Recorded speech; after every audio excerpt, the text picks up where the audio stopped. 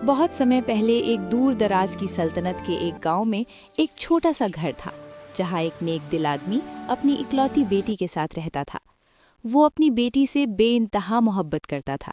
उस लड़की का चेहरा रोशन और दिल निहायत खूबसूरत था। उसका नाम एला था। उसके बाबा ने उसे वो सब कुछ दिया जो कोई भी बच्चा ख्वाब में सोच सकता है, मगर फिर भी उन्हें महसूस होता था कि एला को माँ की कमी है। इसी उम्मीद के साथ उन्होंने एक औरत से शादी की जिसकी 2 बेटियां भी थीं, ड्रिजेला और एनास्टेशिया। दोनों एला की उम्र की थीं। शुरू में सब कुछ ठीक रहा, घर का माहौल पुरसुकून था और सब खुशी खुशी रहते थे। उसके बाबा ये देखकर मुतमईन थे कि उन्होंने सही फैसला किया है। मगर फिर एक दिन उसके बाबा अचानक बहुत बीमार हो गए। चंद ही दिनों में वो इस दुनिया से रुखसत हो गए। उस पल के बाद एला की जिंदगी पूरी तरह बदल गई। बाबा की गुजर जाने के बाद एला की सौतेली माँ ने अपना असली रंग दिखा दिया। वो सर्द मिजाज और सख्त दिल औरत थी जो एला की खूबसूरती और मासूमियत से नफरत करती थी। इस घर में रहना है तो काम करना होगा। आज से घर के सारे काम तुम करोगी। घर साफ करोगी, सहन झाड़ोगी, बर्तन धोगी और कपड़े धोगी। और हाँ, आज से तुम स्टोर रूम में रहोगी।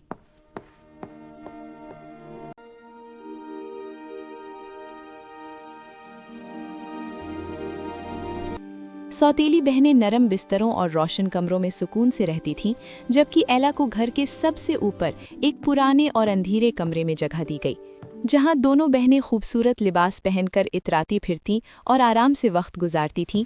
वहीं एला पुराने कपड़ों में दिन भर मेहनत करती रहती, कभी झाड़ू उठाए, कभी बर्तन साफ करती, कभी कपड़ों के ढेर संभालती। सुबह सबसे पहले उठना उसकी आदत बन चुकी थी। पानी लाना, चूल्हा जलाना, खाना बनाना और घर के जागने से पहले ही हर चीज साफ कर देना। फर्श अभी भी गंदा है, दोबारा साफ करो, मुझे एक भी दाग नजर नहीं आना चाहिए। जल्दी साफ करो, मुझे निकलना है। उफ, कितनी देर लगाती हो, ये कपड़े भी है, अभी धो दो, मुझे इंतजार पसंद नहीं। जी अभी धोती हूँ। काम खत्म होता तो वो चूल्हे के पास बैठकर थोड़ी देर सुकून लेती। हाथों पर मेहनत के निशान और चेहरे पर थकान साफ नजर आती। इसी तन्हाई के लम्हों में एला को कुछ बेजुबान मगर वफादार दोस्त मिल गए थे। सुबह सुबह छोटी छोटी चिड़ियां खिड़की के पास आकर चहचहाती, जैसे उसे नए दिन की उम्मीद दिलाती हों। और अटारी के अंधेरे कमरे में छोटे छोटे चूहे चुपके से निकल आते, उसके गिर्द घूमते और उसकी बातें सुनते। एला उन्हें प्यार से दाने देती, उनसे बातें करती और अपनी तन्हाई उनकी मासूम हरकतों में भूल जाती। जहाँ इंसान सख्त और बेरहम थे, वहीं ये छोटे जानवर उसके लिए दोस्ती, मोहब्बत और हिम्मत का सहारा बन गए थे। वक्त के साथ उसका असल नाम धीरे धीरे पीछे रह गया और उसकी सौतेली बहनें उसे सिंड्रेला कहकर पुकारने अरे लगी। सिंड्रेला, आज खाना जलने वाला तो नहीं, या चूल्हे के साथ ही सो जाओगी? फिर भी उसके दिल में शिकायत से ज्यादा उम्मीद जिंदा थी। उसे यकीन था कि जिंदगी सिर्फ यहीं पर खत्म नहीं होती और कभी न कभी खुशियां फिर से उसकी जिंदगी में वापस आएंगी। इसी दौरान शाही महल में बादशाह ग्रैंड ड्यूक से बात कर रहा था। अब वक्त आ गया है कि मेरा बेटा अपनी जिंदगी का साथी चुने। पूरे मुल्क में फौरन ऐलान करवा दो, शाही महल में एक अजीम रॉयल बॉल होने वाला है। जैसा आपका हुक्म हो हुजूर। शहर के हर कोने में नगाड़े बजने लगे। गलियों और चौराहों में ऐलान गूंज उठता है। सुनो सुनो, बादशाह के हुक्म से यह ऐलान किया जाता है कि शाही महल में एक शानदार रॉयल बॉल होगा, ताकि शहजादा अपनी मुस्तकबिल की मलिका का इंतखाब कर सके। सल्तनत की हर लड़की इस दावत में शिरकत करेगी। शाही महल से रॉयल बॉल की दावत आई है, तैयार हो जाओ। Royal ball? मुझे फरहान नया लिबास चाहिए। क्या मैं भी शाही बॉल में जा सकती हूँ? तुम इस हाल में, इन कपड़ों में? अच्छा ठीक है, तुम जा सकती हो, लेकिन सिर्फ तब जब घर का हर काम मुकम्मल हो। पूरा सहन अच्छी तरह साफ होना चाहिए और याद रहे, शाम से पहले सब कुछ खत्म होना चाहिए। इस कपड़े में जाओगी? शहजादा तुम्हें देखकर भाग न जाए।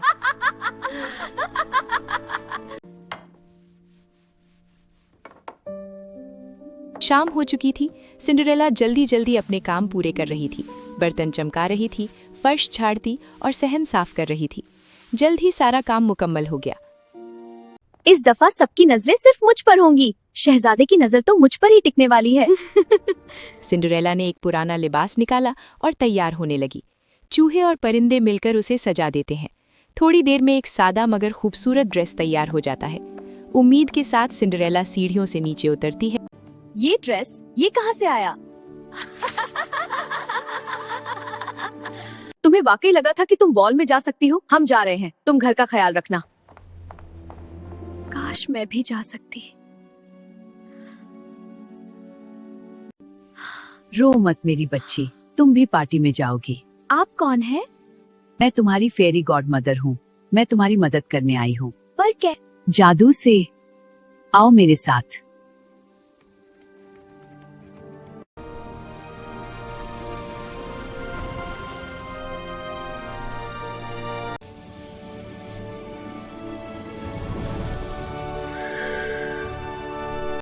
अब तुम्हारी बारी है।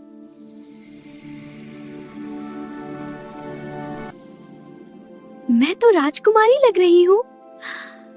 जाओ, मगर याद रखना 12 बजते ही सारा जादू खत्म हो जाएगा। जी शुक्रिया, मैं याद रखूंगी। बग्घी महल के दरवाजे पर रुकती है। रोशनियों से भरा हुआ महल चमक रहा होता है। महल में मौजूद लोग खामोश हो जाते हैं। सबकी नजरें उस पर टिक जाती हैं। शहजादा एक हॉल के कोने में खड़ा होता है। उसकी नजर सिंड्रेला पर पड़ती है। लगता है आज की रात कुछ खास होने वाली है। जी महाराज, शायद आज शहजादे को कोई खास मिल जाए। क्या आप मेरे साथ डांस करेंगी? जी जरूर।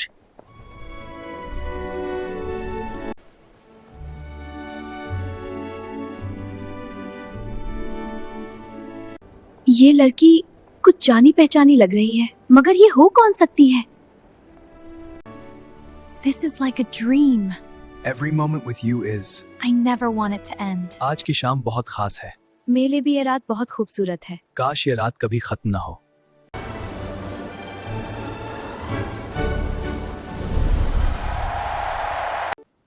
मुझे जाना होगा। पर क्यों?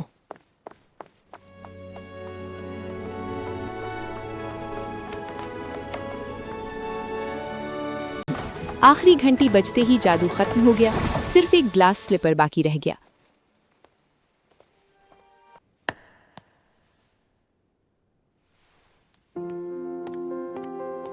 इस जूते की असली मालिक को ढूंढो। जिस लड़की का पांव इसमें फिट आएगा वही शहजादे की दुल्हन बनेगी।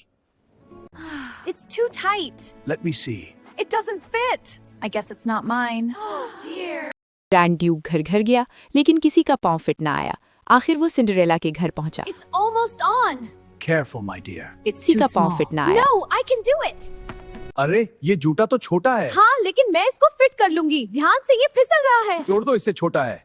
क्या मैं भी कोशिश कर सकती हूँ? ये तो बस एक नौकरानी है। राजकुमार का हुक्म है, हर लड़की इस जूते को पहनकर देखेगी। जब उसने जूता पहना वो बिल्कुल फिट आ गया। ये वही है। और इस तरह सच सामने आ गया।